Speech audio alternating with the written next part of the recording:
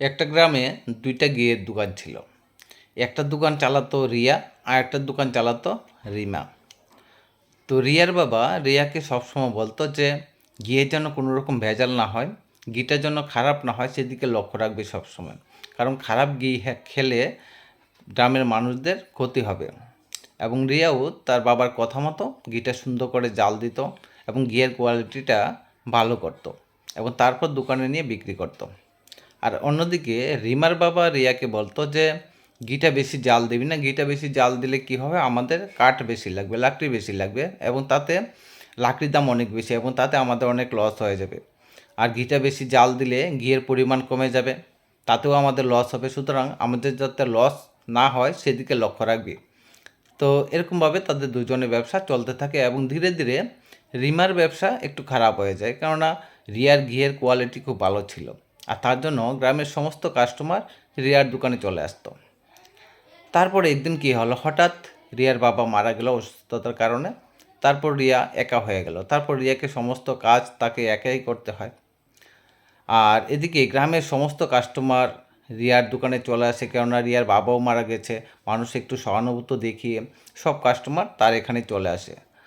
তারপর রিমা তার বাবাকে গিয়ে বলল যে বাবা, আমার দোকানে কোনো কাস্টমার আসছে না, সব কাস্টমার রিয়ার দোকানে চলে যাচ্ছে। তারপর রিমার বাবা বলছে যে ঠিক আছে, আমি দেখছি। তারপর রিমার বাবা কী করলেন, শহরে চলে গেলেন এবং শহরে গিয়ে একটা ওষুধ নিয়ে আনলেন। এবং ওষুধটা আনার পর রিমাকে দিয়ে বলল ঠিক আছে, তুই সুযোগ বুঝে রিয়ার দোকানে ঢুকে এই ওষুধটা তার সমস্ত ঘির মধ্যে মিশিয়ে দিবি। এবং বাবার কথা মতো রিমাও একটা সুযোগ বুঝে রিয়ার দোকানে গিয়ে তার সমস্ত ঘিয়ের মধ্যে ওই ওষুধটা মিশিয়ে দেয়। আর তারপর গ্রামের সমস্ত মানুষের পেট খারাপ, যারা যারা ওই ঘিটা খেয়েছিল। এবং পরের দিন সকালে গ্রামের সমস্ত মানুষ এসে রিয়ার দোকানে ভিড় জমায় এবং একজন এক্সপার্ট ডেকে আনে ওই ঘিটা চেক করার জন্য। এবং এক্সপার্ট ওইটা চেক করার পর দেখে যে ওই ঘিয়ের মধ্যে ওষুধ মেলানো আছে, মানে ভেজাল মেশানো আছে। আর তারপর গ্রামের সমস্ত মানুষ মিলে রিয়াকে গ্রাম থেকে বের করে দেয় এবং দোকানও বন্ধ করে দেয়। তারপর রিয়া একটা গাছের নিচে গিয়ে বসে বসে কাঁদতে থাকে। আর তখন ওই পথ দিয়ে কয়েকজন জাদুঘর যাচ্ছিল। তখন জাদুঘরগুলো দেখে রিয়াকে এবং দেখে বলে, কি হলো মা, তুমি কাঁদছো কেন? তখন রিয়া ব্যাপারটা খুলে বলল।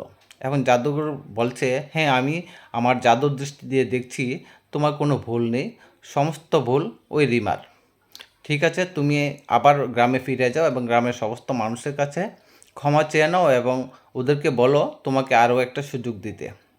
এবং ওই জাদুঘরগুলো রিয়াকে কিছুটা ঘি দিয়ে দেয় আলাদা করে এবং বলে যে তোমার সমস্ত ঘিয়ের মধ্যে আমার এই ঘিটা একটু একটু করে মিশিয়ে দেবে, তাহলে যদি কেউ এখানে কোনো ভেজাল মেশাতে চায় সেই ভেজাল কোনো কাজ করবে না, বরং তোমার ঘি আরও ভালো হবে।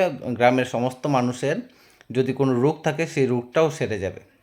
তারপর রিয়া গ্রামে আসলো, আসার পর সবার কাছে ক্ষমা চাইলো, তাকে আরেকটা সুযোগ দেওয়ার জন্য অনুরোধ করলো। তারপর গ্রামের মানুষ রিয়াকে আরেকটা সুযোগ দিলেন।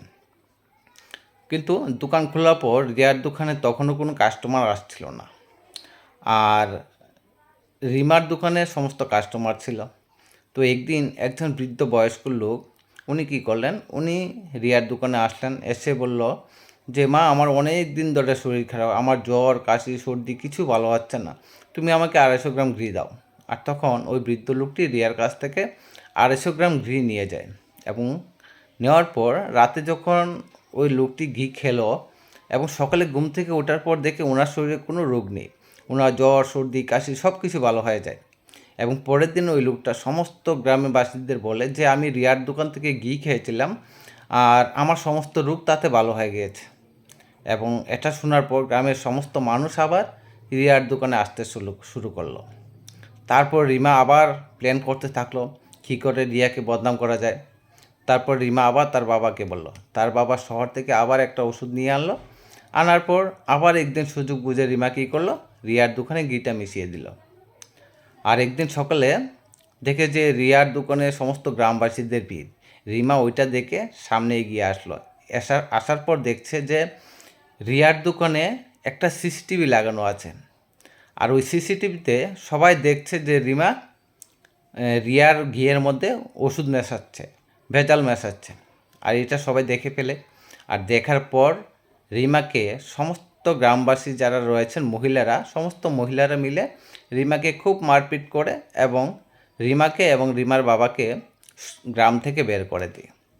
গল্পটা মূল উদ্দেশ্য হলো আপনারা যেই কাজটাই করবেন না কেন আপনারা সততার সঙ্গে কাজ করবেন এবং সতর্ক থাকবেন যেন আপনার ব্যবসাটা, আপনার কাজটা কেন নষ্ট না করে ফেলে।